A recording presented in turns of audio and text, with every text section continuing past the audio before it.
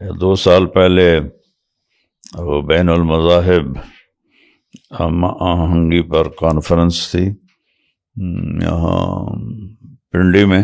یعنی میں نے کہا وہ سارے ان کے بڑے پادری بیٹھے تھے. میں نے کہا آپ پہ 2 نمازیں فرض ہیں، فجر اور عصر. یہ صرف اتوار کو گرجے جانا یہ آپ کی بدعت ہے. آپ دیکھ لیں آپ کی کتاب میں ہے کہ 2 نمازیں ہیں. تو سب نے ایسے سر نیچے کر لیا. یہ آگے یہ سارے میرے بال اڑ گئے تھے، یہ لگ گئے ہیں. اور اللہ کے نبی کا فرمان ہے کہ قیام اللیل کے اس ایک سجدے پر 1,500 نیکی لکھی جاتی ہے. سبحان اللہ. ایک شخص کو آپ نے انڈونیشیا یا ملائیشیا کی جیل سے چھڑوایا، اور وہ کیا واقعہ، ذرا پورا واقعہ سنا. لیکن اللہ نے ہمیں انتہائی خوبصورت ٹائٹل دیا جو پہلے کسی کو بھی نہیں دیا، یا ایھا الذین آمنوا. آلموسٹ ہر انٹرنیشنل ٹور میں، انٹرنیشنل میں تو یا لوکل بھی، آپ ہمیشہ اپنی اہلیہ کو ساتھ رکھتے ہیں. اس کی کیا وجہ ہے؟ سعد بن عبادہ لے کر آئے کہ جی آپ کو پیش کرنا ہے. کتنے میں خریدا ہے؟ کہ جی 27 اونٹ دے کے خریدا. اسلام صرف غربت کا ماڈل تو نہیں پیش کرتا. اور پھر ہمارے نبی رحمت للفقیرین تو نہیں ہے، رحمت للعالمین ہے. آج کے مولویوں کے نزدیک تو جنت خالی پڑی رہے گی، بالکل کوئی نہیں جائے گا. شر صغیر میں اسلام آیا ہے صوفیاء کے راستے سے. تو فاقہ اور پیوان لگے کپڑے اور روکھی روٹی اور روزے پہ روزہ یہ مذہب بن گیا. 1 مہینے کی تشکیل تھی. مہینے کی تشکیل. جی رائیونڈ سے رائیونڈ ٹھیک ہے 27 روپے میں ہوا تھا. اور تبلیغ کے ان 53 سال اللہ نے مجھے گزروا دیے. میں بڑا روتا ہوں، یا اللہ آگے نبھا دینا. مجھے کہنے لگا تم نے ہادی الارواح الی بلاد الافراح پڑھی ہے؟ میں نے کہا میں نے تیرا نا ہی نہیں سمجھ آیا کتاب دا، تو جلدی بول گئے. وہ نغمہ جو روحوں کو لے جائے خوشیوں کے شہر میں. 81 سے پہلے ثابت نہیں کسی عالم نے جنت کو کھولا. بالکل. پھر مجھے عربوں نے میرا نام رکھ دیا شیخ الجنہ. شیخ الجنہ ماشاء اللہ. جو کہتے ہیں ہم تو دنیا دار ہیں جی، تو وہ ہر حرام میں داخل ہو گئے. ہم تو جی دنیا دار ہیں. جو دیندار ہیں ان میں تکبر آ گیا کہ ہم دیندار ہیں. ہمارے علماء کو پریزنٹیشن نہیں آتی. وہ اس طرح انہوں نے دین کو پیش کیا کہ لگتا ہے کہ جنت تک کوئی نہیں جانتا. تو ایک بہت بڑے محض پیمانے پر اللہ نے خواجہ سراؤں میں اس سے کام لیا الحمدللہ. اسی سے پھر طوائفوں میں اللہ نے جانے کی توفیق عطا فرمائی. آ کر کہنے لگا میں یہ اپنی چھاتی کٹوانا چاہتا ہوں، اس کے لیے میری مدد کریں. میں نے کہا کتنے پیسے چاہیے؟ کہ 50,000. میں اور جنید جمشید رائیونڈ بیٹھے تھے. ایسے وہ رو رہا تھا ایسے، اور کہتا مولانا آپ کو پتہ نہیں آپ نے مجھے کہاں سے نکالا. ایک جملہ، مولانا آپ کو پتہ نہیں آپ نے مجھے کہاں سے نکالا. کسی اپنے مسلمان بھائی کی ضرورت کو پورا کرنے کے لیے میں اس کے ساتھ چلوں، یہ مجھے اپنی مسجد میں 1 مہینہ اعتکاف سے زیادہ پسند. شہری میں تھوڑا سا دہی ہوتا ہے، 2 انڈے ہوتے ہیں. افطاری میں اس کا اوٹس کا دلیا لیتا ہوں، ٹھیک ہے، 1 آدھ کھجور اور سادہ پانی اور چائے کا 1 کپ. 40 منٹ تو صرف سائیکل چلاتا ہوں. اچھا بڑی ہمت ہے ماشاء اللہ. ہم تو جوانی میں تو فجر پڑھ کے سوتا ہوں، رات جان بوجھ کے جاگتا رہتا ہوں. فجر پڑھ کے سوتا ہوں، 3:30 4 بجے اٹھتا ہوں، ظہر پڑھتا ہوں، پھر عصر پڑھتا ہوں. جیسے آج کل کے اسکول ہیں، میں تو کہتا ہوں بھیجے ہی نہیں. اچھا ہوم ایجوکیشن کروائیں. پھر آج کل کے اسکول جو صرف کاروباری ادارے ہیں، صرف کاروباری، یہ کوئی چھوٹے ظالم نہیں ہیں، یہ بہت بڑے ظالم ہیں. یوسف میاں کا پہلا بیٹا سلمان جی وہ اسکول گیا ہی نہیں. صفات اسلام، صفات ایمان، سب سے بڑی صفت صبر ہے. عمران خان کے اندر ایسی کیا خوبی ہے، کوئی 1 یا 2 خوبیاں جو آپ نے دیکھی ہوں کہ اس وجہ سے مجھے لگا کمال ہے. ایک آدمی 2 سال سے بے گناہ جیل میں، یہیں سے صبر سیکھ لیں آپ. اللہ اکبر. السلام علیکم جی، حافظ احمد پوڈکاسٹ میں خوش آمدید. اور آج میں اگین جن شخصیت کے ساتھ موجود ہوں، جب بھی ان سے ملاقات ہوتی ہے، جب بھی بیٹھتے ہیں، ہمیشہ تشنہ کی باقی رہتی ہے، سوالات باقی رہتے ہیں. دل کرتا ہے کہ بیٹھے رہیں، مولانا سے سوال کرتے رہیں اور جوابات سنتے رہیں. محبت کی بات کرتے ہیں، لوگوں کو ملانے کی بات کرتے ہیں. آج ہم ان کی زندگی کے حوالے سے بہت سے ایسے پہلوؤں پہ بات کریں گے جو آج سے پہلے آپ نے نہیں سن رکھے ہوں گے. ان کے ایسے واقعات جو آپ کے سامنے لائیں گے، جو ان کی خدمات ہیں، جو ان کا کام ہے. ماشاءاللہ میں موجود ہوں مولانا طارق جمیل صاحب کے پاس. مولانا صاحب بہت شکریہ دوبارہ آپ کے وقت کا. محبت ہے. مولانا یہ فرمائیے رمضان کے حوالے سے کہ رمضان کا مقصد کیا ہے، روزے کا مقصد کیا، اور تھوڑی سی تاریخ کیا ہے، روزے کیوں رکھے جاتے ہیں، اس کے پیچھے کیا سائنس ہے یا کیا اس کے پیچھے لاجک ہے؟ تو اللہ تعالیٰ نے اپنے قرآن میں بتا دیا ہے، یا ایھا الذین آمنوا کتب علیکم الصیام کما کتب علی الذین من قبلکم لعلکم تتقون، کہ اے ایمان والو. یا ایھا الذین آمنوا قرآن میں 89 دفعہ آیا ہے، جس میں اسپیشل خطاب اہل ایمان سے ہے. یا ایھا الذین کفروا، جو اللہ کو نہیں مانتے، یہ ان سے بات ہو رہی. یا ایھا الذین ہادوا، یہ یہودیوں سے بات ہو رہی.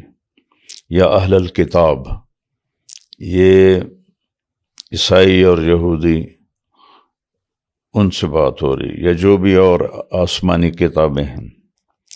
اللہ ہمیں بھی یا اہل الکتاب کہہ سکتا تھا کہ ہماری کتاب تو بالکل سیف ہے، زیر زبر بھی نہیں اس کا بدلہ، لیکن اللہ نے ہمیں انتہائی خوبصورت ٹائٹل دیا جو پہلے کسی کو بھی نہیں دیا، یا ایھا الذین آمنوا. اور اس میں صرف وہ بڑے ایمان والوں سے خطاب نہیں ہے، جس کے پاس ایک ذرہ ایمان کا ہے نا، اس کے بھی اللہ یہ پروٹوکول دے رہا ہے کہ اے ایمان والو.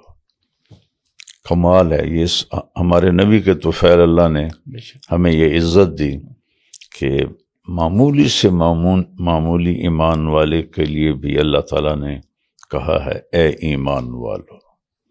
اور بڑا تو پھر اس کی تو کوئی حد نہیں ہے. بے شک. تو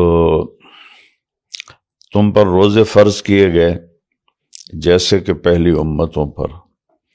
روزے کا مقصد کیا ہے؟ لعلکم تتقون، کہ تمہیں تقوی نصیب ہو، اللہ تعالیٰ کی مان کے چلنے کی طاقت تمہارے اندر پیدا ہو. ہم اس میں حلال چیزیں بھی چھوڑ دیتے ہیں 1 مہینے کے لیے. تو اگر من صان نفسہ فی شہر رمضان، جس نے اپنے سارے وجود کا روزہ رکھا فی شہر رمضان، تو روزہ صرف منہ سے کھانے اور پینے سے رکنے کا نام نہیں، بلکہ یہاں سے لے کر وہاں تک یہ سارا روزہ ہے. تو جب 1 مہینہ ایک آدمی ان شرائط کے ساتھ وقت گزارتا ہے تو اس میں یہ طاقت پیدا ہو جاتی ہے کہ وہ اللہ تعالیٰ کی ہر بات مان سکے. یہ ہے اس کی اصل بنیاد. پہلوں کا روزہ بڑا مشکل تھا کہ افطاری سے افطاری، سحری کوئی نہیں تھی، لیکن ان کے لیے قیام اللیل کوئی نہیں تھا، جو بعد میں تراویح کا لفظ آیا.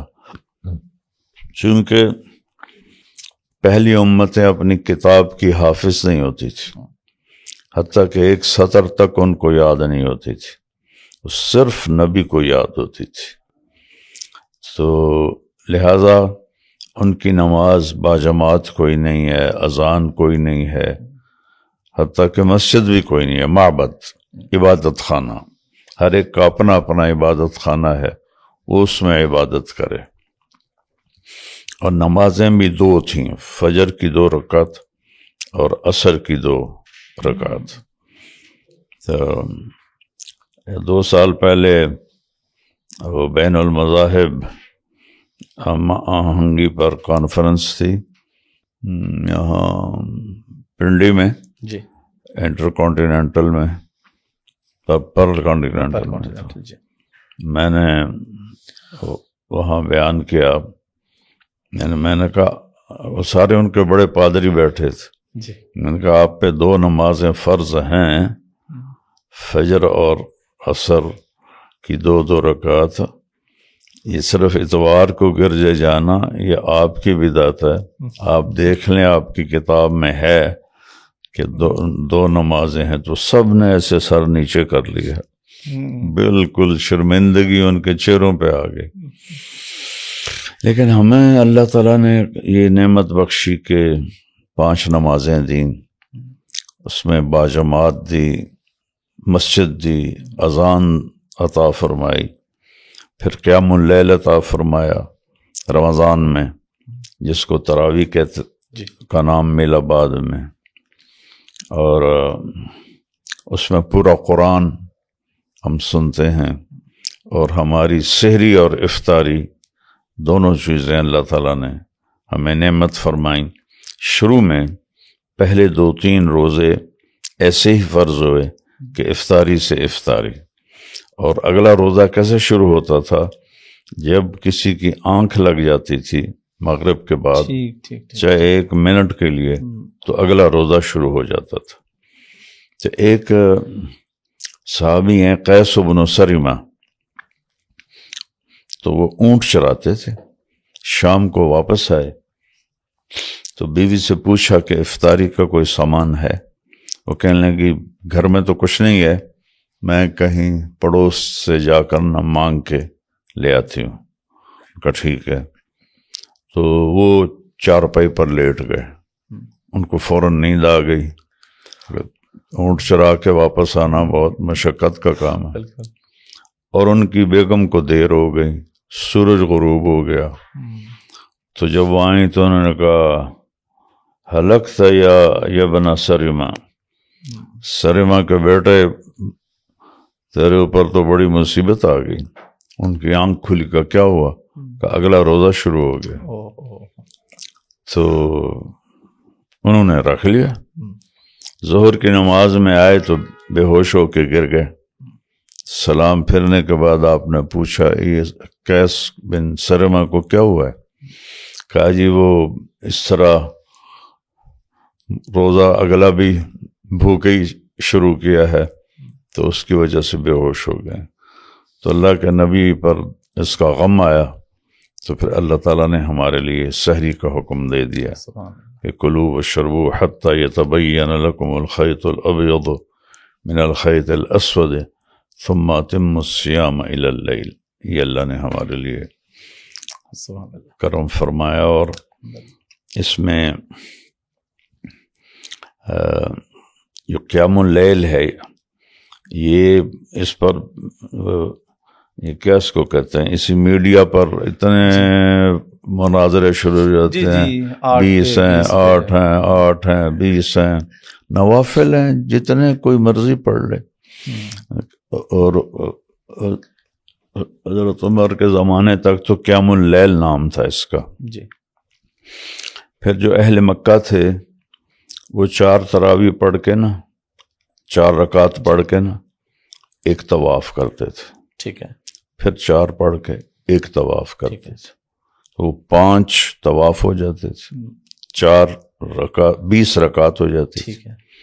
تو وہ اس میں وہ جو وقفہ لیتے تھے اس کو کہتے ہیں ترویحہ، ٹھیک ہے، تھوڑا ریسٹ لینا۔ ٹھیک ہے، تو جب وہ 5 ہو گئے تو وہ جمع ہو گیا، تو تراویح، اس سے تراویح کا لفظ پڑا، یہاں سے نکلا۔ اصل تو قیام اللیل ہے، یہ رات ہی کی نماز ہے، لیکن حضرت عمر رضی اللہ عنہ نے پھر اس کو عشاء کے ساتھ جوڑ دیا، اور تراویح اس کا نام اس وجہ سے پڑا بعد میں کہ اس میں وہ تو اہل مدینہ نے سوچا کہ وہ تو 5 طواف کرتے ہیں، ہم کیا کریں؟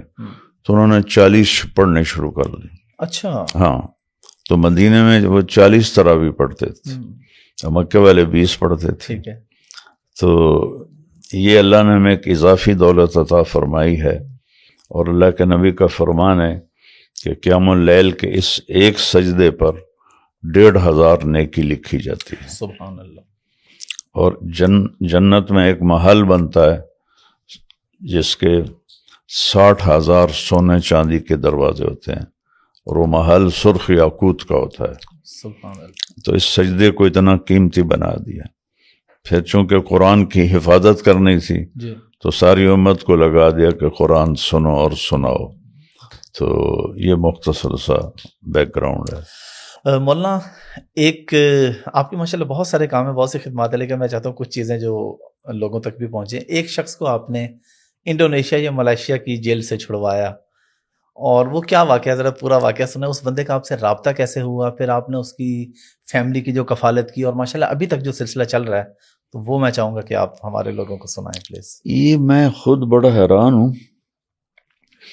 2014 में हमारी तश्कील हुई थी रायवंड से जी तुर्की और इंग्लैंड। ठीक है। तो हम गए हुए थे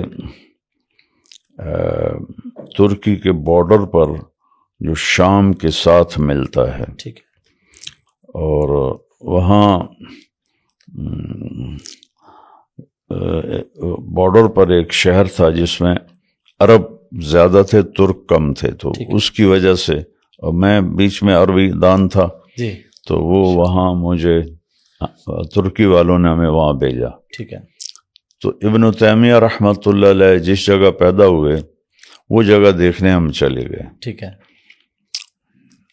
वहीं खड़े थे तो मुझे कॉल आई कि जी मैं समी इंडोनेशिया जेल से बोल रहा हूँ। मुझे नहीं समझ आई कि उसने मेरा नंबर कैसे और कहाँ से हासिल किया, लेकिन थोड़ा बहुत जो याद पड़ता है वो था, ये ड्रग बेचता था, आइस बेचता था पाकिस्तान में। जी, इंडोनेशिया किसी काम गया था, वहाँ नशा बेचने नहीं गया था। ठीक है। तो वहाँ पुलिस वालों ने उसे पकड़ के जेल में डाल दिया। जेल में उसको मेरे बयान मिले सुनने को। वहाँ जितने उर्दू बोलने वाले थे वो सब मेरा बयान सुनते थे, तो वो भी सुनता था। तो उसने नमाज शुरू कर दी, दाढ़ी रख ली, माशाअल्लाह, तौबा कर ली। फिर उसका कोई दोस्त तुर्की में रहता था, उसे मेरा पता चला। फिर उसे मेरी तलब होगी कि ये कौन आदमी है जिसकी वजह से मेरी जिंदगी बदली है। तो फिर उसको, और मेरी वो उस पर मीडिया पर खबरें आ जाती हैं कि मैं तुर्की में हूँ। जी जी, वो तो सारी चीजें मौजूद होती हैं। हाँ जी। तो फिर वो उसने अपने दोस्त को फोन किया कि इनका मुझे नंबर कहीं से ढूंढ के दो। उसने किसी जरिए से मेरा नंबर ढूंढा, अपने किसी तबलीगी दोस्त के जरिए से जी, उसको दिया। उसका मुझे फिर वहाँ फ़ोन आया, और हम वहाँ खड़े थे जो इब्न तैमिया की बस्ती तो मिट मिट आ गई है, ठीक है। बस ऐसे मैदान था, वहाँ खड़े थे। असर के बाद मुझे उसका फ़ोन आया कि मैं समीउल्लाह बोल रहा हूँ इंडोनेशिया जकार्ता जेल से। कहा मेरा नंबर तुम्हें कैसे मिल गया है? तो खैर वो ये सारी कहानी उसने सुनाई। तो उसने कहा जी मैं अब इस जेल में हूँ और मुझे मेरी कैद पता नहीं कब ख़त्म हो गई, ये भी कोई मुझे नहीं बताया गया। मैं बेगुनाह हूँ, यहाँ मैं करता था नशे का काम, लेकिन यहाँ मैं इसलिए नहीं आया था। तो अब वो मुझसे 1 करोड़ रुपया मांगते हैं कि 1 करोड़ दे दो पाकिस्तानी तो तुम्हें छोड़ देंगे।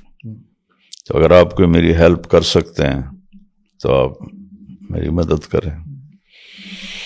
मैंने कहा अच्छा इंशाल्लाह, तुम पहले मुझे अपने वो पता बताओ लाहौर अपनी फैमिली का, तो पहले मैं उनकी तो कफालत शुरू करूं, फिर तुम्हारे लिए तो बहुत बड़ा पैसा है। तो फिर अल्लाह के फजल से मैंने उनके घर राब्ता करके, उनके घर में गया कभी नहीं जी, उनकी माँ और बीवी और बच्चे, जी, उनको मैंने माहाना भेजना शुरू कर दिया। ठीक है। اور یہ سلسلہ کچھ 4 سال تک چلا. ٹھیک ہے. اس 4 سال میں نے اس کے لیے پیسے کا انتظام کیا اور اس کو پیسے بھجوائے. تو پھر وہ وہاں سے چھوٹ کے آیا تو پھر سیدھا میرے پاس آیا. میرے ایسے پاؤں میں بیٹھ کر میری ٹانگوں کو پکڑ کے اتنا رویا. یہ میں تو اپنی آزادی سے نا امید ہو چکا تھا کہ میں اب ایک پردیسی ہوں، کون میری مدد کرے گا، کون مجھے چھڑائے گا، کیسے میں چھوٹوں گا. یہ تو بالکل نا امیدی تھی. اللہ تعالیٰ نے آپ کو ذریعہ بنا دیا. تو اس لیے میں پاکستان آتے ہی سب سے پہلے آپ سے ملنے آیا ہوں. تو پھر اس کے بعد اس نے کہا کہ آپ مجھے اوبر لے کر دے دیں تو میں اپنے چلا لیا کروں گا.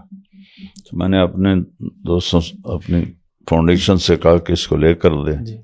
تو پھر یوسف میاں نے کہا کہ اوبر سے زیادہ بہتر ہے ہم ان کو حافظ احمد صاحب سے ان کے بچوں کو ملاتے ہیں، ان کو ملاتے ہیں، تو وہ یہ کام سیکھ لیں تو زیادہ بہتر رہے گا. الحمدللہ وہ سیکھ لیا انہوں نے اب. ماشاءاللہ کوئی سلسلہ الحمدللہ.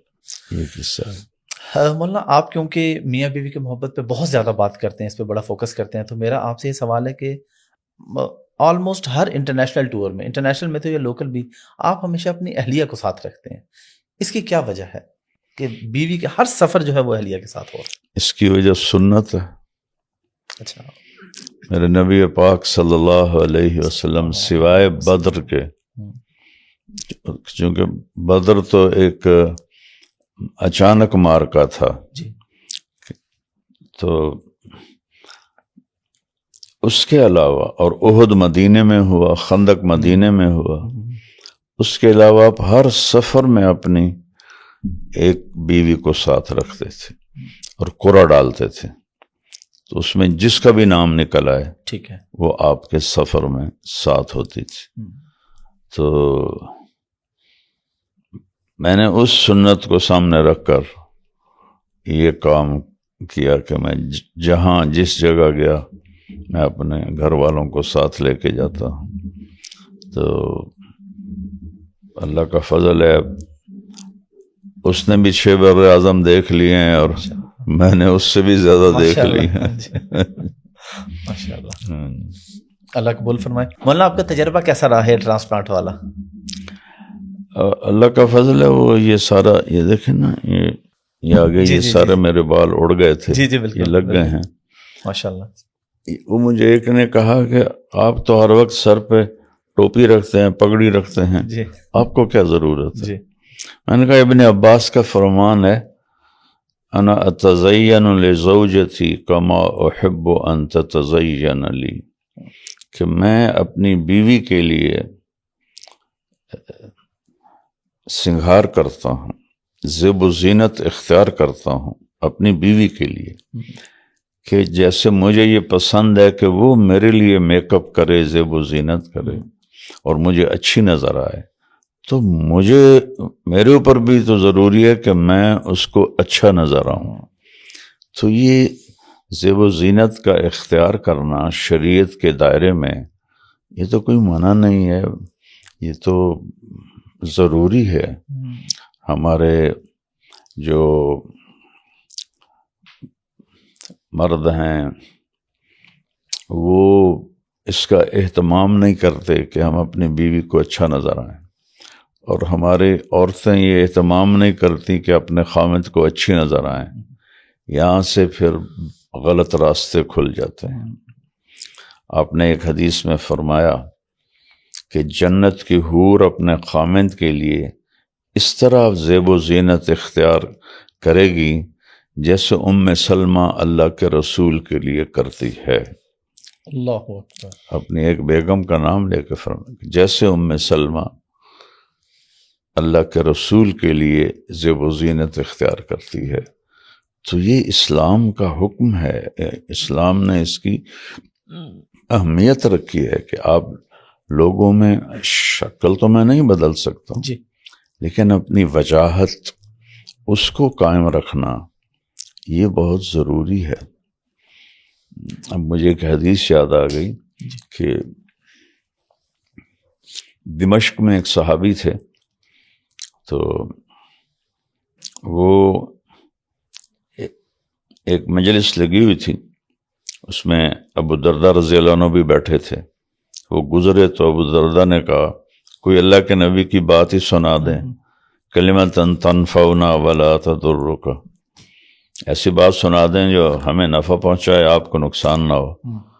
تو انہوں نے کہا کہ اللہ کے نبی نے فرمایا اپنی احسنوا رحالکم، اپنی سواریوں کو بناؤ سنگار کے ساتھ رکھو، اور احسنوا احوالکم، اپنے کپڑا لیتا وہ بھی اچھا بنا کے رکھو، یہاں تک کہ تم محفل میں حتی تکونوا کالشامۃ فی المجلس، حتی کہ تم محفل میں ایسے نظر آؤ جیسے چہرے پہ تل نظر آتا ہے، اللہ اکبر، اتنے نمایاں نظر آؤ جیسے چہرے پہ تل نظر آتا ہے. جب سونا حرام نہیں ہوا تھا تو ایک صحابی نے اپنے بیٹے کو بھیجا کہ اللہ کے نبی کے پاس کچھ آئے ہیں کپڑے، میرے لیے ایک جوڑا لے کے آؤ.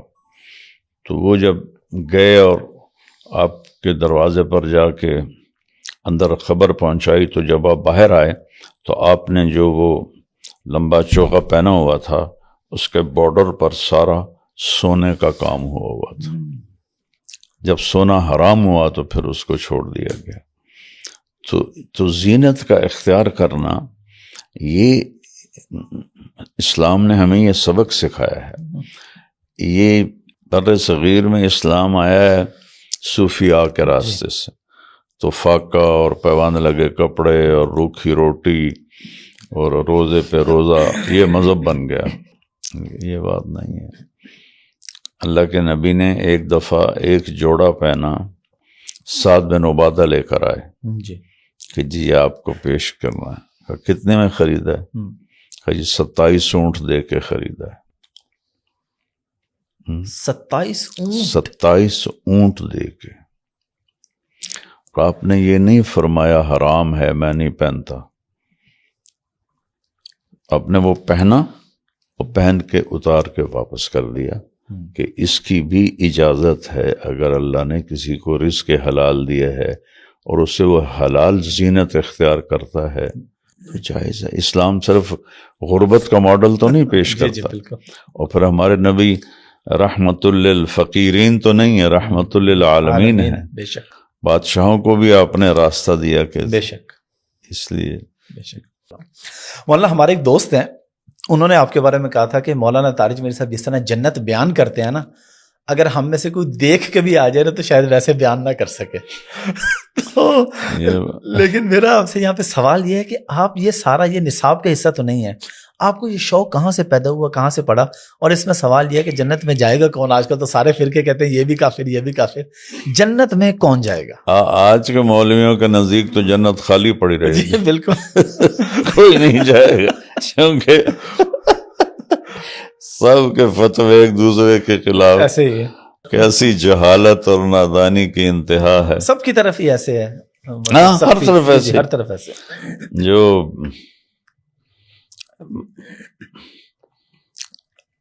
میرا ذوق تھا علمی، جی جب میں تبلیغ میں 3 چلے لگے تو تبلیغ کے شوق میں مدرسے میں آیا، اور مدرسے میں جب میں نے اپنا تعلیمی سفر شروع کیا تو میں نے بہت اپنے آپ کو تھکایا، اور ساتھی دوست روین کرتے تھے کتابوں کو، اس کو تکرار کہتے ہیں. جی ہاں تم تو حافظ جی بھی ہو. بالکل. ہاں تو میں یاد کرتا تھا، میں حفظ کرتا تھا. تو میں نے کتابوں کو یاد کیا، حدیثیں یاد کی، کتابیں یاد. منطق جیسی فضول واہیات ترین چیز زبانی یاد کر لیا. بالکل. یعنی میں نے منطق کو اس لیے اپنے نصاب سے نہیں نکالا کہ میں منطق کو جانتا نہیں، سلم تک تو میں نے یاد کی ہیں کتابیں، اس کی. اور مرقات کو میں نے اپنے ہاتھوں سے لکھا تھا زبانی. مطلب یہ بہت بڑی خطا ہے اہل علم کی منطق پڑھانا، اور ظلم ہے، اور ان بچوں کے ساتھ خیانت ہے کہ ان کو آج کل منطق پڑھا رہے ہیں کہ جس کا وجود ہی کوئی نہیں ہے، اور قرآن سے جوڑتے ہیں کہ قرآن ہی نہیں سمجھ میں آ سکتا اگر منطق نہ آتی ہو. بہت دکھ ہوتا ہے. تو وہ میرا ذوق بن گیا علمی. ٹھیک ہے. 4 مہینے تبلیغ میں لگے، 7 سال اس طرح سفر کیا کہ دن رات ایک کر دیے. بالکل. تو پھر ان کا وزن زیادہ ہو گیا، تو میرا ذوق علمی بن گیا. مجھے مطالعے کا شوق تھا پاگلوں کی طرح. اور پھر اللہ کی قدرت یہ کہ میرے ذمے مدرسے میں پڑھانا نہیں لگا. جب میں رائمنڈ میں نے اپنی زندگی کو پیش کیا تو ایسا ہوتا تھا جو عالم رائمنڈ میں زندگی پیش کرتا تھا اس کا آدھا وقت مدرسہ میں ہوتا تھا، آدھا وقت تبلیغ میں مسجد کے اندر.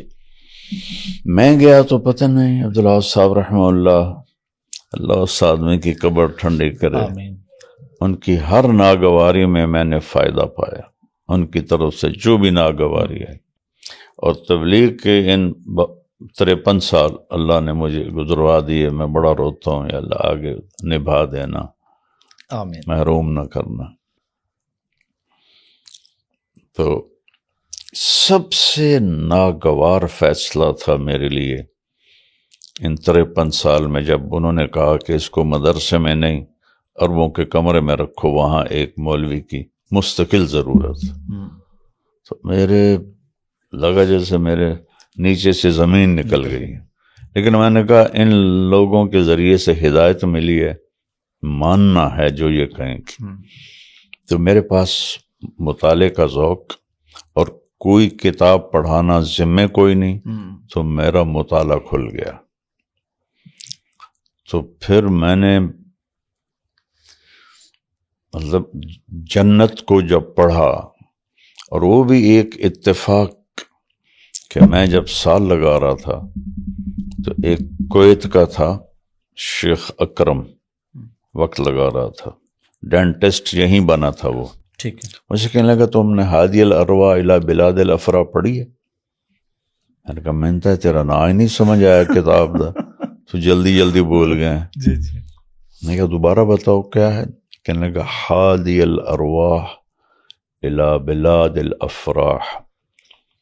یہ ہا ہے حلوے والی، کہ وہ نغمہ جو روحوں کو لے جائے خوشیوں کے شہر میں.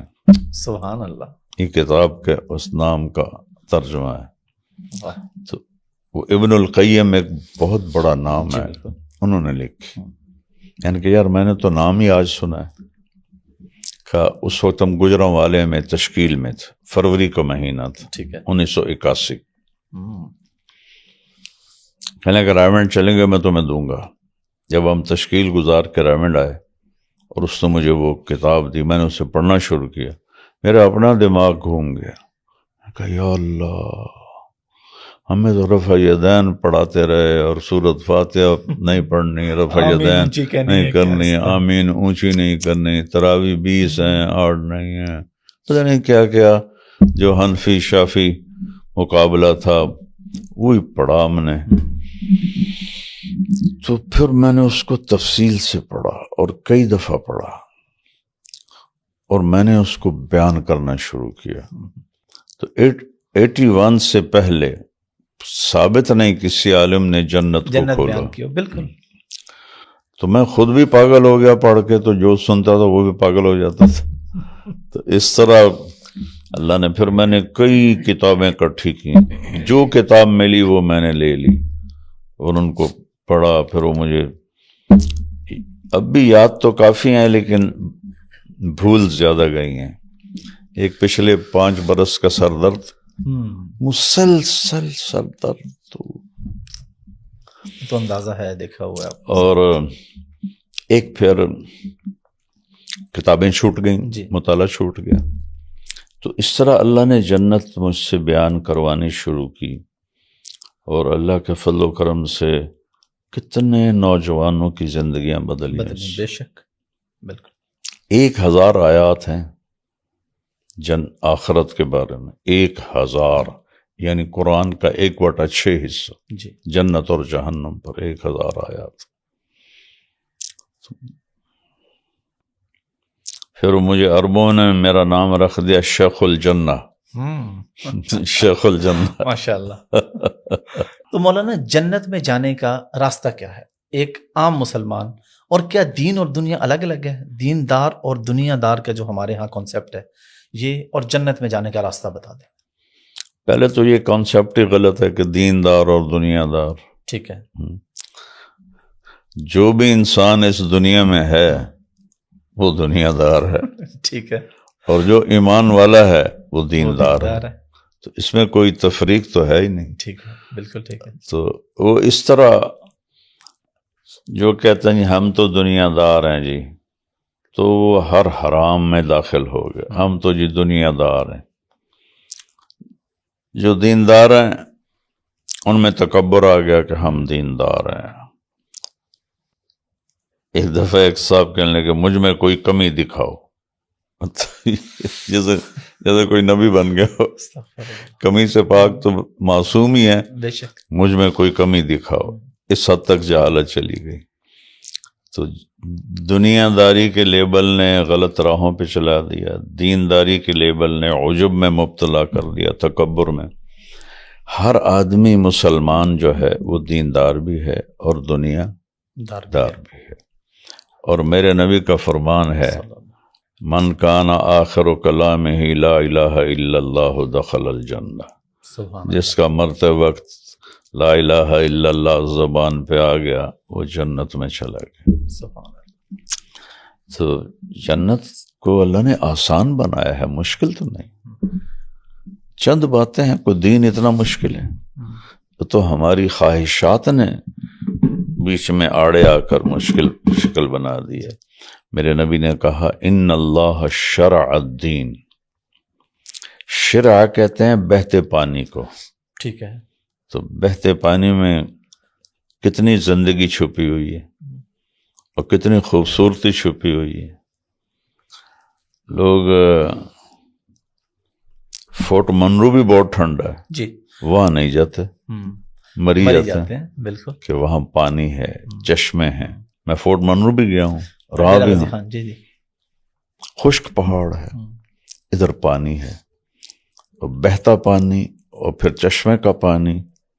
کیا حسن ہے وہ. پہلا لفظ ہی بتا رہا ہے کہ دین بڑا خوبصورت ہے. ان اللہ شرع الدین. اللہ تعالیٰ نے بہتا چشمہ بنایا تمہارا دین. وجعلہ سہلا، اسے آسان بنایا. سمحا، اسے نرم بنایا. واسعا، اسے کشادہ بنایا.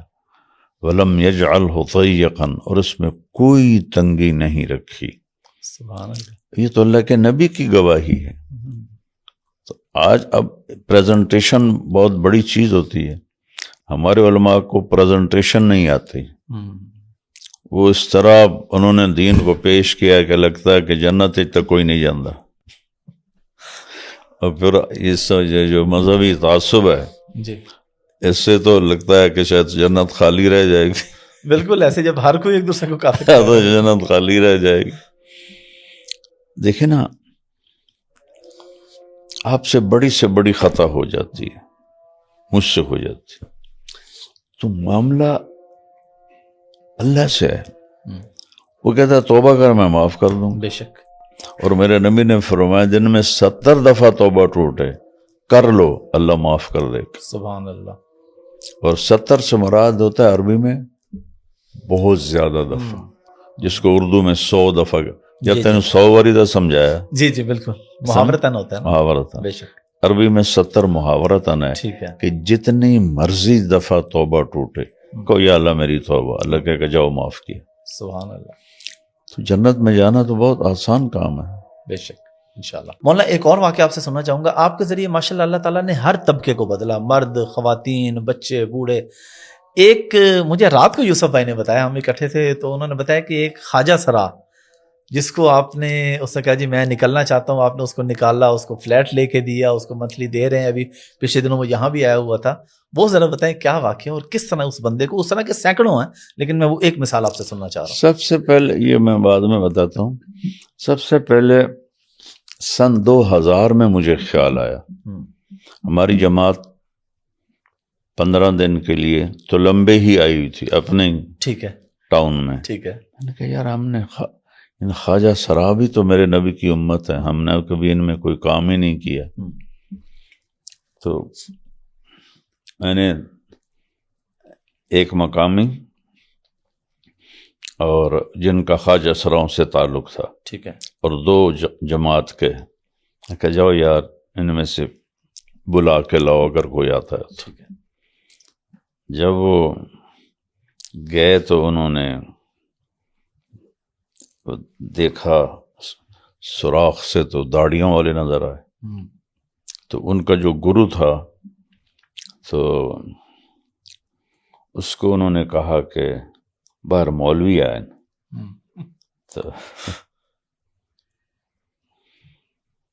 تو دوسرے نے کہا نہیں وہ نال دعا بھی ہے اپنا بیلی بھی ہے، ٹھیک ہے، میں کہا چلو کھول دیو دروازہ، تو دروازہ کھول دیا، وہ بیٹھے مووی دیکھ رہے تھے، انہوں نے کہا ساڑی گل تو سن لو، کہ جیسے مووی ویکھ رہے ہیں، انہوں نے کہا چلو ویکھو، مووی ختم ہو گئی تو کہ جی اب ہماری بات سن لو، نہیں ابھی ہم نے اپنے پریکٹس کرنی ہے، ریہرسل کرنی ہے، پارٹی ہے، ٹھیک ہے، ڈانس کی، ڈانس پہ شروع ہو گیا۔ ان 2 تبلیغوں میں ایک شوبز کا آدمی کا لڑکا تھا، ٹھیک ہے، وہ بیٹھ کے انتظار کرتے رہے، پھر جب ان کا ڈانس ختم ہوا، رمضان کا مہینہ تھا، اچھا، ہاں، تو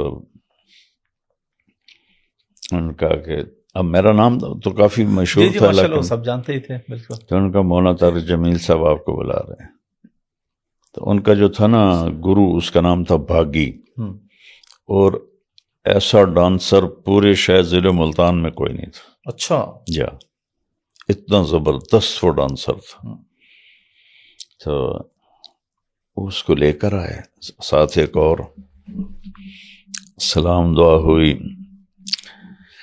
میں نے تراویح کے بعد ان کو اپنے پاس بٹھا لی، بلائے تراویح کے بعد، ٹھیک ہے،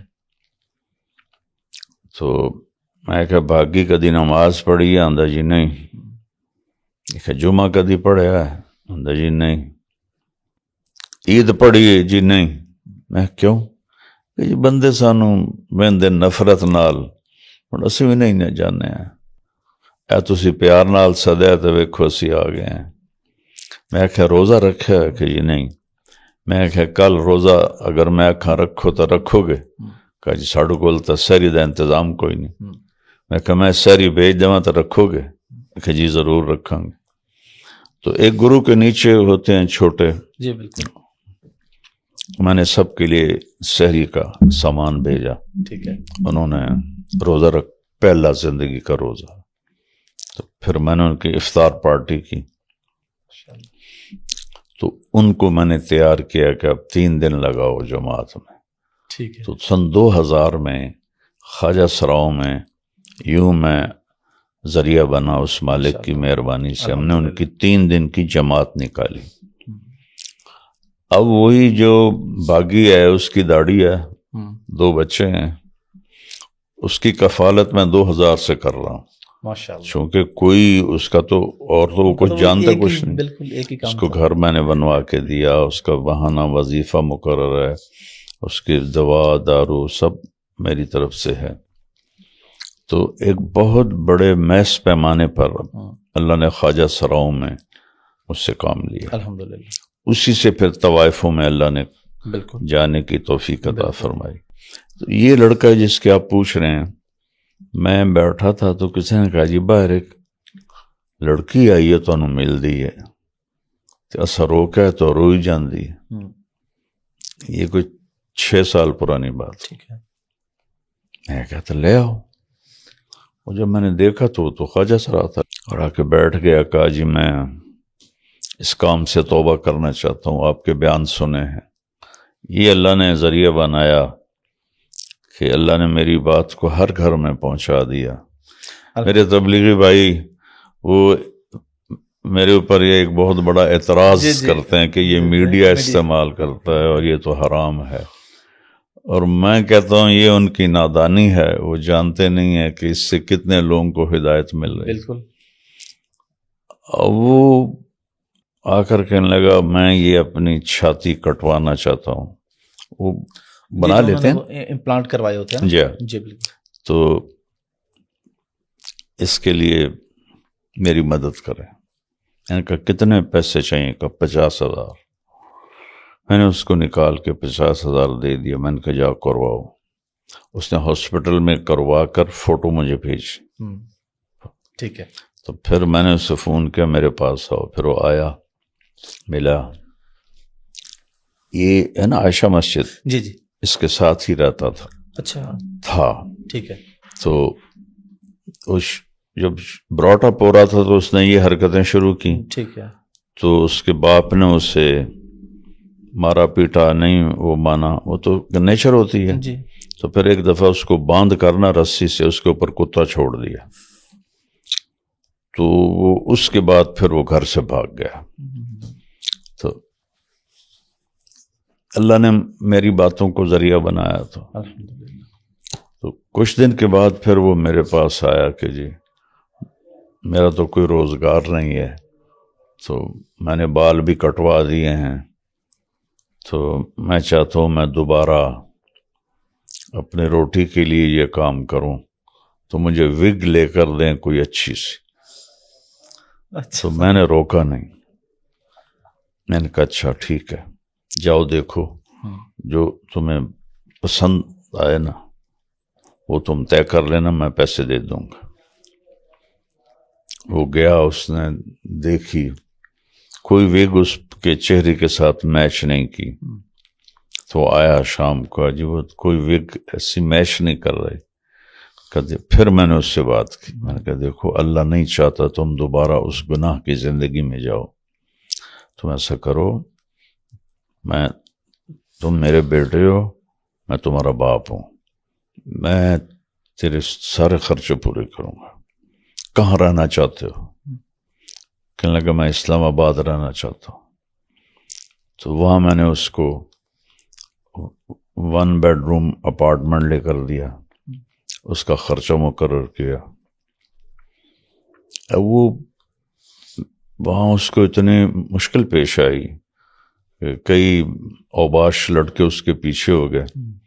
پھر اس نے مجھے فون کیا. تو میں نے ایک دن ان بچوں کو فون کیا. میں نے کہا یہ میرا بیٹا ہے، یہ ذہن میں رکھ لو. کہا جی توبہ، اب تو ہم کبھی اس کے دروازے پر بھی نہیں آئیں گے. ہمیں تو پتہ نہیں تھا. ٹھیک ہے. تو پھر وہ اب وہیں اللہ آپ کا بھلا کرے اسلام آباد میں 1 لاکھ مہینے کا اس کو میں بیچتا ہوں، اور اس میں اس کا کرایہ اور اس کا مہینے کا کھانے پینے کا خرچہ، کوئی کپڑا بھی لینا ہو وہ نکل جاتا ہے. تو 1 ہفتہ پہلے آیا تھا تو میں نے پورا ہفتہ اسے یہاں رکھا اپنے گھر پر، اور بہت اس کو پروٹوکول دیا. پھر اس کو 50,000 عید کا دیا، یہ تمہاری عید ہے، اور وہ 1,00,000 تو جا ہی رہا ہے اس کو خرچے کا. اور کتنوں نے بال کٹائے میرے ڈیرے پر آ کر، کتنے خواجہ سراؤں نے. اور اب ان خواجہ سراؤں نے لاہور میں ایک مدرسہ کھولا ہوا ہے خواجہ سراؤں کے لیے، جس میں وہ قرآن پڑھ رہے ہیں، دین پڑھ رہے ہیں. سبحان اللہ. یہ اس مالک کی مہربانی. الحمدللہ. مولانا یہ سب مینج کیسے ہوتا ہے؟ فاؤنڈیشن تو آپ نے ابھی بنائی ہے، آپ ماشاءاللہ اتنے سالوں سے یہ کام کر رہے ہیں، کیسے مینج کرتے ہیں؟ یہ فاؤنڈیشن طارق جمیل فاؤنڈیشن تھی اکیلا. تو 30-40 سال تو اکیلے ہی چلے، بلکہ 45 سال اکیلے چلا. ہاں، اللہ کی مدد تھی. تو پھر جب بہت بڑھ گیا، پھر یہ بچوں نے مجھے کہا کہ اب آپ اکیلے نہ کریں، ہم فاؤنڈیشن بناتے ہیں. فاؤنڈیشن تو 5 سال پہلے بنی. جی 2019 میں. اس سے پہلے میں اللہ کے فضل سے یعنی ہر مہینے میرا ایک مینیجر میں نے رکھا ہوا تھا، ٹھیک ہے، تو میں اس سے کہتا تھا کہ جو بھی ضرورت مند آئے، کچھ کے کئیوں کے تو ماہانہ لگے ہوئے ہیں، ٹھیک ہے، تو تم دیتے رہو، لکھتے رہو. ہر 2 ہفتے بعد 13-14 لاکھ میں دیتا تھا اپنے، ہر 2 ہفتے بعد، مہینے میں 25-30 لاکھ. جن لوگوں کو میں نے دیکھا بھی نہیں اور وہ امداد لے کے چلے گئے، خالی کاپی پر نام لکھے ہوتے تھے، جی اینو اتنا دیتا ہے، اینو اتنا دیتا ہے، اینو اتنا دیتا ہے، میں چیک بنا کے ان کو دے دیتا تھا. ماشاءاللہ. اب اللہ نے فاؤنڈیشن بنا دی ہے، تو اس کا لاکھ لاکھ شکر. اب تو یہ کام کروڑوں میں ہے، کروڑوں میں ہے. بلکہ میں یہاں پہ ریکویسٹ بھی کروں گا آڈینس سے، آپ کے سامنے اسکرین پہ بھی اکاؤنٹ نمبر آ رہے ہیں MTJ فاؤنڈیشن کے، تو زیادہ سے زیادہ ڈونیٹ کریں. یہ 1-2 کہانیاں نہیں ہیں، اس طرح کی سینکڑوں کہانیاں، اس طرح کے ہزاروں گھر ہیں جن کو ماشاءاللہ اس طریقے سے یہ سلسلہ چل رہا ہے. مولانا کوئی ایسی خواہش جو آپ کی نہ پوری ہوئی ہو، خاص طور پہ فرصت کے حوالے سے، یعنی اگر آپ کے پاس فرصت ہوتی، آپ کو تو فرصت ہی نہیں تھی نا، اگر فرصت ہوتی تو آپ کون سا کام کرتے؟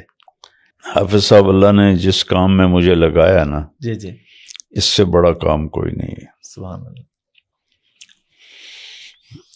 اللہ کے نبی کا فرمان ہے، ابھی ایک حدیث آئی ہے میرے پاس، جی طبرانی کی روایت ہے. جی، عبداللہ بن عمر رضی اللہ تعالیٰ عنہ فرماتے ہیں کہ ان النبی صلی اللہ علیہ وسلم قال حب الناس الی اللہ انفعہم للناس. اللہ تعالیٰ کو سب سے محبوب وہ شخص ہے جو لوگوں کو سب سے زیادہ نفع پہنچائے. اللہ کی محبوبیت کا معیار کیا بنایا؟ بندوں کی خدمت. اور سب سے بڑی خدمت ہے کہ آپ کسی کو جہنم کے راستے سے ہٹا کے جنت کے راستے پر ڈال. بے شک، اس سے بڑی کوئی خدمت نہیں. بے شک. اگر اس سے بڑی کوئی خدمت ہوتی تو اللہ نبیوں کو دیتا. نبی ایک کام کے لیے آئے کہ جہنم سے بچ جاؤ. مجھے واقعہ یاد آ گیا، یہ راؤنڈ اباؤٹ 2003 یا 4 ہے. ٹھیک ہے. میں اور جنید جمشید ریونڈ بیٹھے تھے، اور وہ ایسے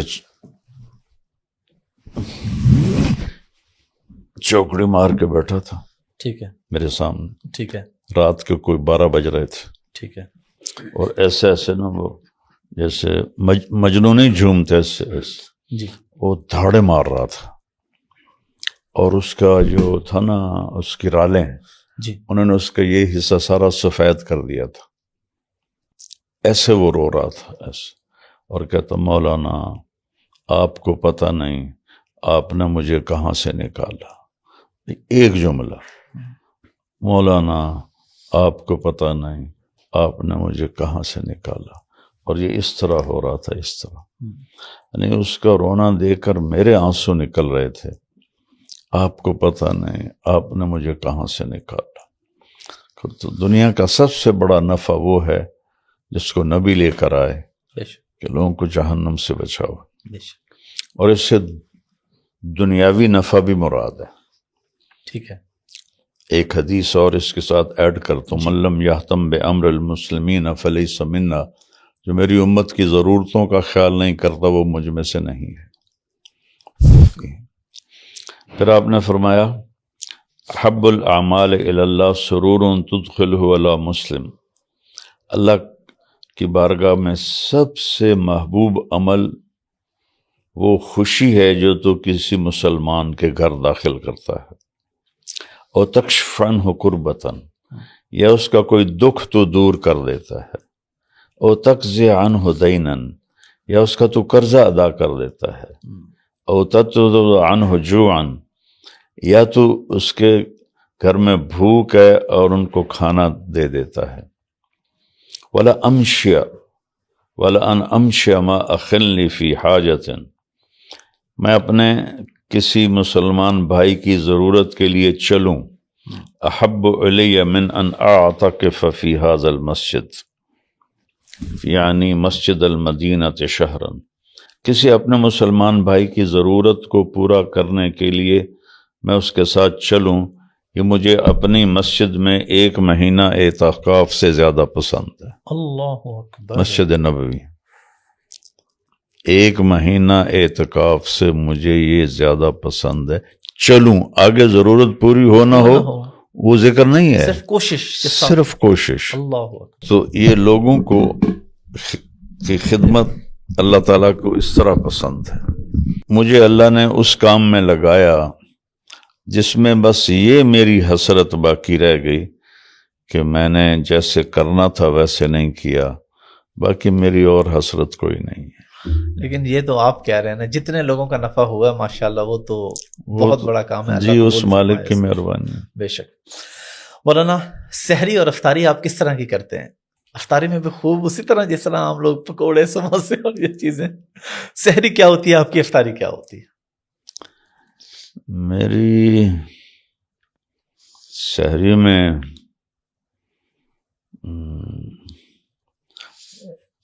تھوڑا سا دہی ہوتا ہے جی, اور 2 انڈے ہوتے ہیں بس. بچے کھا رہے ہوتے ہیں پراٹھے, جی تو ایک آدھ نوالا ان سے لے کر میں کھا لیتا ہوں, ورنہ بس. اور افطاری میں اس کا اوٹس کا دلیا لیتا ہوں, ٹھیک ہے, ایک آدھ کھجور اور سادہ پانی اور چائے کا 1 کپ بس. اور رمضان میں بھی ایکسرسائز کرتے ہیں آپ؟ ہاں. اچھا, روزے کے ساتھ بھی باقاعدہ. کتنی دیر کرتے ہیں؟ 40 منٹ تو صرف سائیکل چلاتا ہوں. اچھا, بڑی ہمت ہے ماشاءاللہ. ہم تو جوانی میں تو فجر پڑھ کے سوتا ہوں, رات جان بوجھ کے جاگتا رہتا ہوں. فجر پڑھ کے سوتا ہوں, 3:30-4 بجے اٹھتا ہوں, ظہر پڑھتا ہوں, پھر عصر پڑھتا ہوں روزہ نکالنے کے لیے. ماشاءاللہ مجھے ظہر کے بعد سے بھوک لگنی شروع ہو جاتی ہے, پھر میں ویٹ ٹریننگ کرتا ہوں اور یوگا کرتا ہوں. ماشاءاللہ. ورنہ آخری عشرہ میں شب قدر کے حوالے سے بہت فضیلت ہے, اس پہ میں چاہوں گا آپ تھوڑا سا بتا دیں شب قدر کی فضیلت اور راستہ کیا ہے شب قدر پکڑنے کا, کیسے پتہ چلے کہ ہم نے شب قدر پا لی ہے, اور اگر پالیں تو کیا کریں اس رات کو؟ شب قدر کو آپ اس طرح تو نہیں پا سکتے کہ اللہ نے ان 5 راتوں میں اس کو گھمایا ہے. ٹھیک ہے, تو آسان کام تو یہ ہے کہ اب 5 راتیں جاگ لیں بس, تو آپ کو مل گئی. ٹھیک ہے. اور اس میں کوئی نشانی نہیں ظاہر ہوتی, جیسے کہتے ہیں کہ پتہ نہیں کیا ہو جاتا ہے, صبح کو تھوڑا موسم ایسا ہو رہا ہے. نہیں, ایسا کچھ نہیں. اللہ نے چھپا دیا ہے, اور چھپایا اس لیے ہے کہ اللہ کو تو پتہ تھا کہ آگے غفلت آئے گی, تو پتہ ہو کہ آج شب قدر ہے, پھر شراب پی جائے, زنا کیا جائے, تو یہ اللہ کی شدید عذاب میں امت آ جاتی. تو اللہ نے اس کو چھپا دیا ہے. دیکھیں نا, وہ جب عیسیٰ علیہ السلام کی قوم نے کہا کہ دسترخوان اتارو, المائدہ, جی, تو اللہ نے کہا اتار تو دوں گا, لیکن نہ مانا تو پھر عذاب آئے گا. انہیں نہ مانیں گے, دسترخوان آ گیا, نہیں مانے تو اللہ نے سور بنا دیا سب کو. تو چھپانے کی حکمت تو یہ تھی. اور 5 راتیں جاگ لیا جائے تو مل جائے گی شب قدر. اور ایک دفعہ آپ نے فرمایا کہ بنی اسرائیل میں 4 نبی تھے جو 80 سال اللہ کے راستے میں جہاد کرتے رہے. تو صحابہ نے افسردہ ہو کر کہا ہماری تو عمر ہی 80 سال نہیں. تو اس پر اللہ نے یہ آیت اتار دی, انا انزلناہ فی لیلۃ القدر وما ادراک ما لیلۃ القدر لیلۃ القدر خیر من 1000 شہر. تو یہ سورت اتری, اور لفظ قدر کے جتنے معنی ہیں وہ سارے اس میں اللہ نے ڈالے ہیں. سبحان اللہ, سبحان اللہ. ہم نے اس کو بڑی قیمتی رات میں اتارا, اور تمہیں پتہ ہے کہ اس قیمتی رات کی قیمت کیا ہے. اب پھر قدر, یہاں پہلے قیمتی اب قیمت. ٹھیک ہے. لیلۃ القدر خیر من 1000 شہر, اس کی قیمت 1000 مہینے سے زائد بندگی ہے.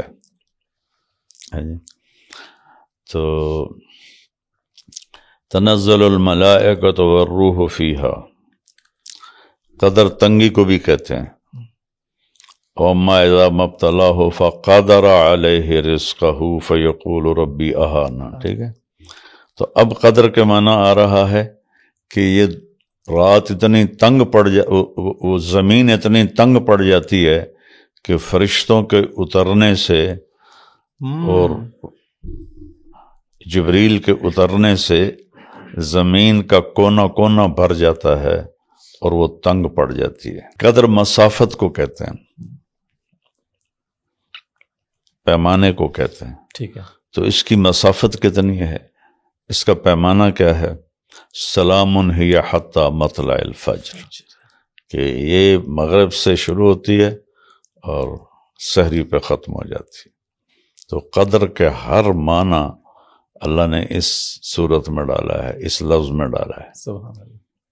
میں جب 3 چلے لگا رہا تھا، جی 1971 میں شروع کیے تھے، دسمبر میں رمضان تھا، اور ہمارا پیدل سفر تھا بارڈر کے ساتھ ساتھ یہ حجرہ شاہ مقیم کی طرف، اکھاڑا کے پاس. جی نہیں، دیپال پور، دیپال پور اور جی قصور کے درمیان. ٹھیک ہے، اور گاؤں تھے بریلویوں کے، ٹھیک ہے. وہ ہمیں گالیاں نکالتے اور بستر اٹھا کے باہر پھینک دیتے، اور بہت مشقت. اور روزے رمضان کا 1 مہینے کا سفر، رائیونڈ سے 1 مہینے کا سفر، 1 مہینے کی تشکیل 1 مہینے تھی. کی تشکیل. جی جی رائیونڈ سے رائیونڈ ٹھیک ہے. 27 روپے میں ہوا تھا. آنا جانا اور پورا مہینے کا کھانا، پورا مہینے کا کھانا، اس میں ضیافت تو تھی نہیں، سارے بریلوی تھے. 27 روپے سے 250 روپے میں 4 مہینے لگے تھے. کیا بات ہے. اب 2.25 لاکھ لگتے ہوں گے. 5000 میں سال لگا تھا. اللہ. اور لیوش تھا. اچھا جی جی ماشاءاللہ. ظاہر ہے آپ کے ساتھ وہ زمیندار وغیرہ یہ اس طرح کے تو نہیں اس وقت مجھے کون جانتا تھا. اچھا، میں تو رائیونڈ سے فارغ ہوا اور 1 سال لگایا. ٹھیک ٹھیک ٹھیک ٹھیک. ویسے بتا رہا ہوں، سستا اتنا تھا، 5000 بہت بڑی رقم تھی 1 سال کے لیے. تو میں نے اللہ سے کہنا شروع کیا، یا اللہ پیدل سفر ہے، سردی سخت ہے، یہ 5 راتیں تو میں جاگ نہیں سکتا، جو رات ہونا مجھے جگا دینا. سبحان اللہ. یہ میں نے پہلی رمضان سے مانگنا شروع کر دی. ٹھیک ہے. عجیب بات. تم اہل حدیث کے گاؤں میں تھے، 12 بجے کسی نے مجھے یہاں سے پکڑ کے ایسے اٹھا دیا، بالکل فزیکلی یہاں ہاتھ لگا اور مجھے اٹھا دیا. ایسے اٹھ کے بیٹھ گیا، ادھر دیکھا ادھر دیکھا، مجھے کس نے اٹھایا ہے؟ کوئی بھی نہیں. میں نے گھڑی دیکھی، 12 بج رہے تھے. میں نے پھر رضائی اوپر لی اور لیٹ گیا، تو ایک دم کرنٹ لگا. آج تو 21 کی رات. تو میں نے رضائی پھینکی اور اٹھ کے باہر چلا گیا. پھر سحری تک میں اپنے نفل پڑھتا رہا، اور ایک دعا کی رٹ لگائی کہ مجھے اس کام کے لیے بس تو قبول کر لے. سبحان اللہ. جب ہم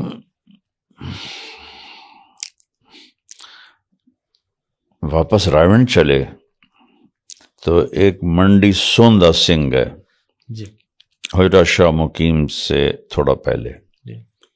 وہاں سے بس پہ سوار ہوئے، اور مجھے خیال شروع ہو گئے، ادھر تو ڈاکٹر بن رہا ہے، ادھر تو نے کہا ہے کہ ساری زندگی کے لیے قبول فرما لے، تو یہ کیسے ہوگا؟ یہ سارا راستے ٹک ٹک ٹک ٹک ٹک. میں اچھا جو میرے اللہ کو منظور ہے ہو جائے گا. ٹھیک ہے. تو بس وہ ہو گیا، اور اللہ نے ایسے پکڑ کے مجھے ادھر لگا دیا. سبحان اللہ. اس رات میں کوئی خاص دعا ہے، کوئی خاص عبادت ہے؟ اللہ کے نبی نے فرمایا، حضرت عائشہ نے پوچھا اگر شب قدر مل جائے تو کیا دعا کریں؟ تو کہ اللہم انک عفو تحب العفو فاعف عنی، کہ یہ دعا مانگو. چھوٹی سی دعا ہے، اور دعا کوئی خاص عبادت کوئی خاص کوئی نہیں ہے. ٹھیک ہے. وہی ہیں، نفل ہیں، تلاوت ہے، ذکر ہے، دعا ہے، بس یہ ہے۔ مولانا بچوں کو کس عمر میں اسکول داخل کروانا چاہیے؟ آج کل ہمارے یہاں ہوتا ہے 2.5-3 سال میں کروا دیتے ہیں، تو ہماری شریعت کیا کہتی ہے، آپ کا کیا مزاج ہے، آپ کیا کہتے ہیں کہ بچوں کو کب اسکول بھیجیں؟ جیسے آج کل کے اسکول ہیں، میں تو کہتا ہوں بھیجے ہی نہیں، اچھا ہوم ایجوکیشن کروائیں۔ اچھا 3 سال کے بچے کو بھیجنا ظلم عظیم ہے۔ 3 سال کے بچے کو ماں کی گود چاہیے۔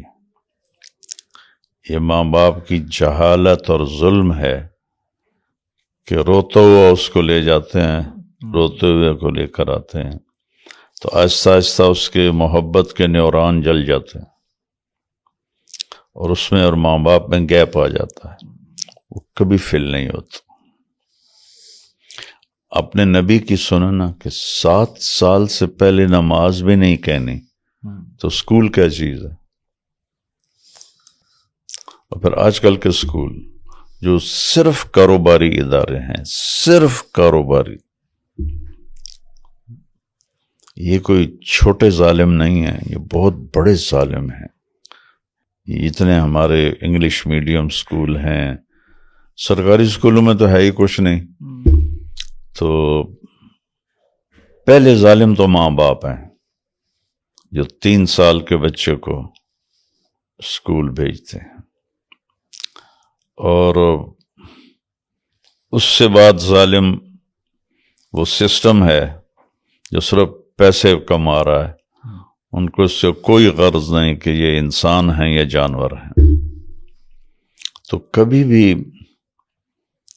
اپنی گود سے ماں باپ کو دور نہیں کرنا چاہیے جب تک وہ شعور میں نہ چلے جائیں، اور 7 سال میں بچے کا شعور مکمل ہو جاتا ہے۔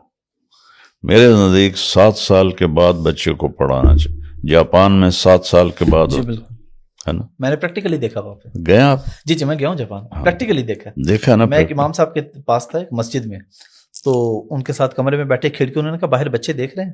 میں نے کہا ہاں جی۔ تو بچے نا پارک میں کھیل رہے تھے اور ٹرالی چلا رہے تھے اور چیزیں اٹھا کے ڈسٹ بن میں پھینک رہے تھے۔ انہوں نے کہا ان بچوں کو 7 سال سے پہلے کوئی کتاب نہیں ملے گی، ان کو صرف ایتھکس سکھائے جاتے ہیں، یہ 2 گھنٹے کے لیے آتے ہیں پارک میں، اخلاقیات سیکھتے ہیں۔ بس کیا کریں، ہماری قوم کی بھیڑ چال ہے،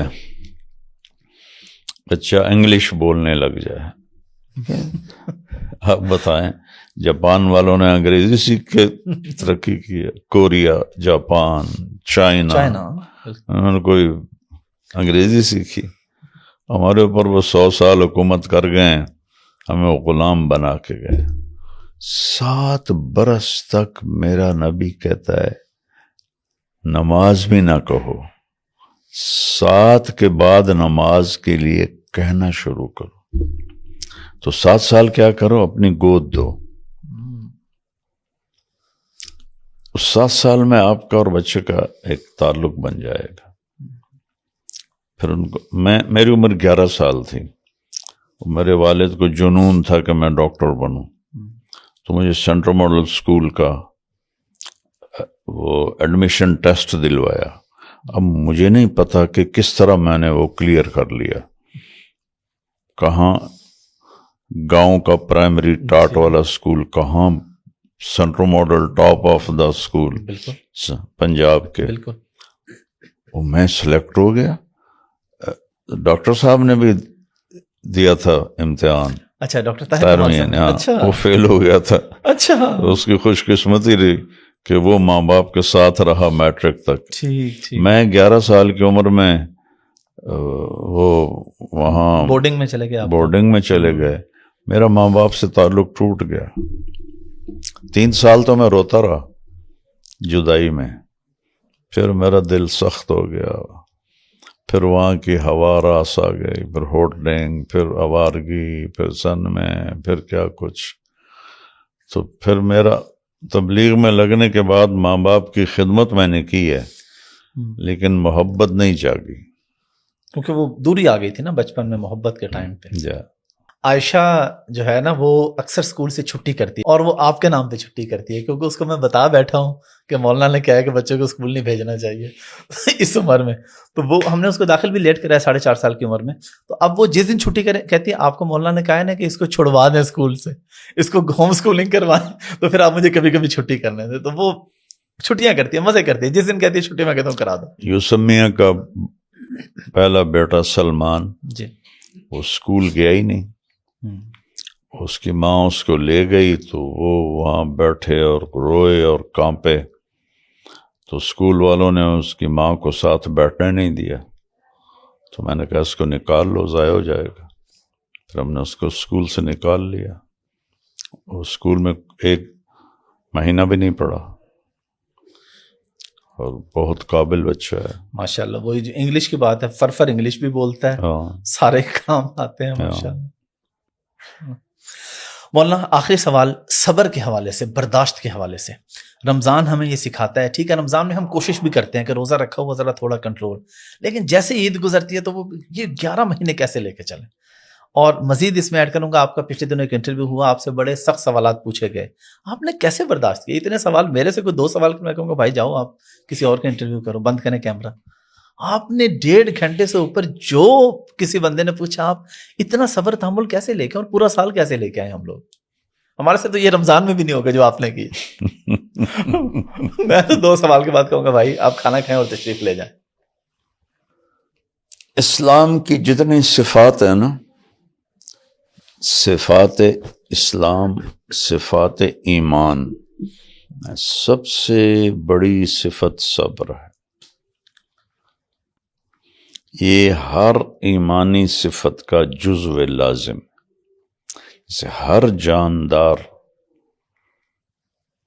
کی لائف کا جزو لازم روح ہے. روح نکل جائے تو چیونٹی سے لے کر ہاتھی ختم. بالکل.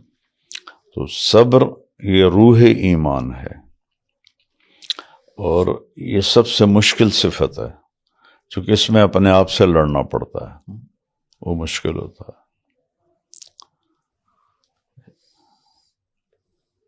اور کوئی عمل ایسا نہیں جو انسان کر نہ سکے. ہاں کسی میں محنت زیادہ لگتی ہے، تو اس میں محنت زیادہ لگتی ہے. اپنے آپ پر قابو، جذبات پہ قابو، زبان پہ قابو، اور اللہ سے مانگنا. تو کبھی ہوگا کبھی نہیں ہوگا. جب نہیں ہوگا اللہ سے معافی مانگیں گے، پھر نیت کر لیں گے، پھر ٹوٹے گا پھر اللہ سے معافی مانگیں گے، پھر شروع کر دیں گے. تو وَلَمَنْ صَبَرَ وَغَفَرَ إِنَّ ذَلِكَ مِنْ عَزْمِ الْأُمُورِ. وَلَمَنْ، من کے اوپر لام ہے. لام کا مطلب ہے کہ اگلی بات بہت پکی اور یقینی ہے کہ صبر اور معاف کرنا سب سے بڑے کام ہیں. تو جیسے مہنگی گاڑی خریدنی ہو تو زیادہ پیسے لگتے ہیں، سزوکی خریدنی ہو تو تھوڑے لگتے ہیں. تو ایسے ہی صبر کے لیے اپنے آپ پر زیادہ محنت کرنی پڑتی ہے، تو نصیب ہو جاتا ہے.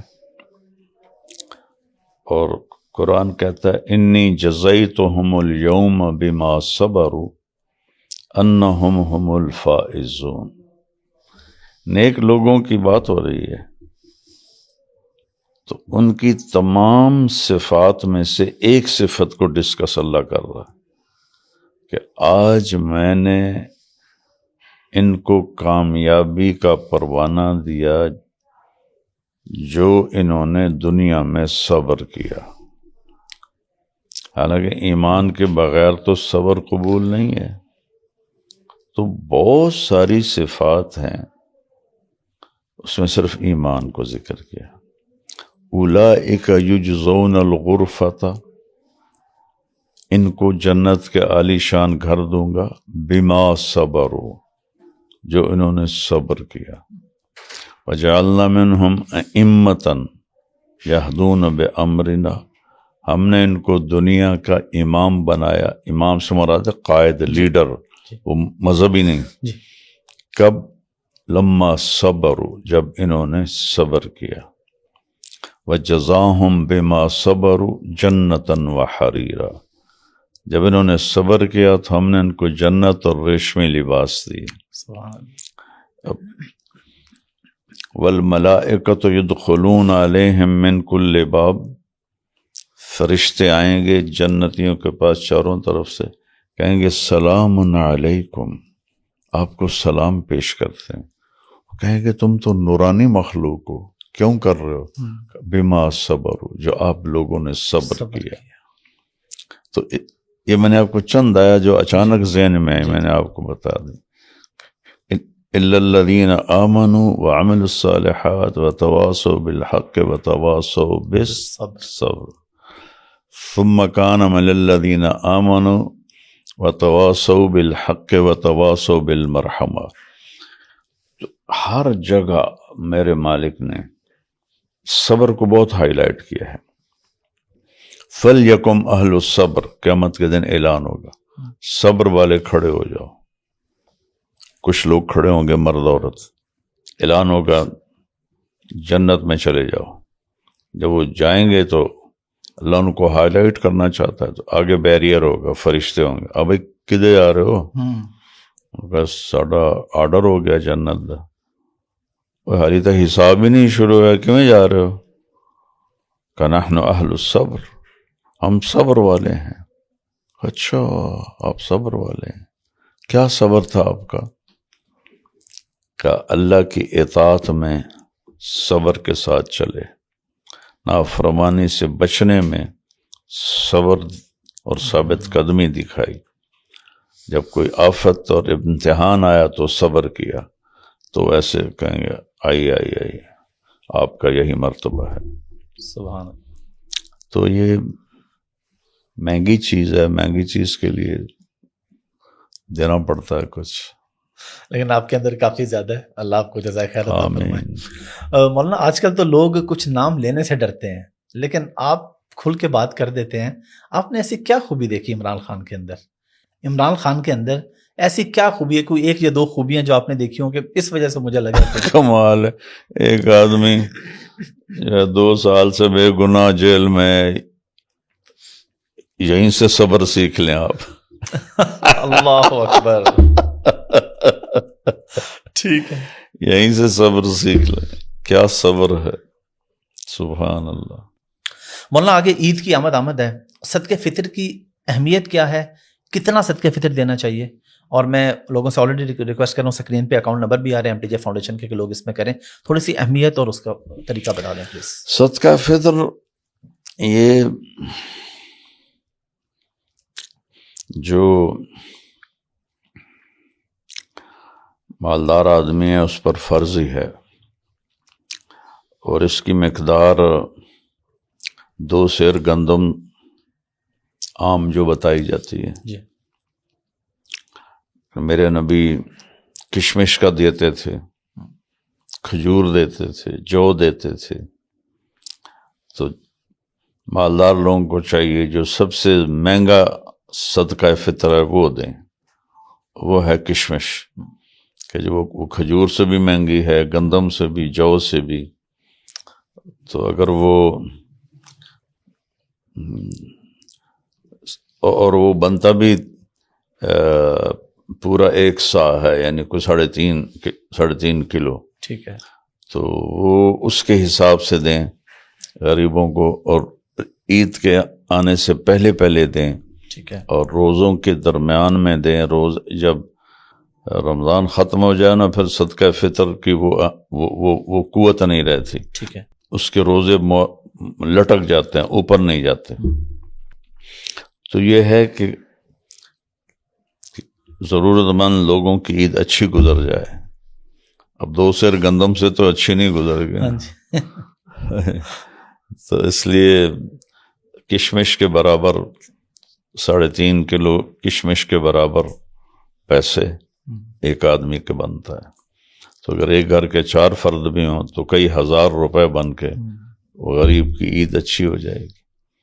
تو یہ میں کشمش کے حساب سے دیتا ہوں ماشاءاللہ صدقہ فطر اللہ کے فضل سے. الحمدللہ. تو میں جو صاحب حیثیت ہیں ان کو چاہیے کہ کشمش کے حساب سے دیں. لیکن جو گندم سے بھی دینا چاہے تو ہو تو جائے گا، تو جتنا گڑ ڈالیں اتنا میٹھے والی بات. چلیں، بہت بہت شکریہ مولانا.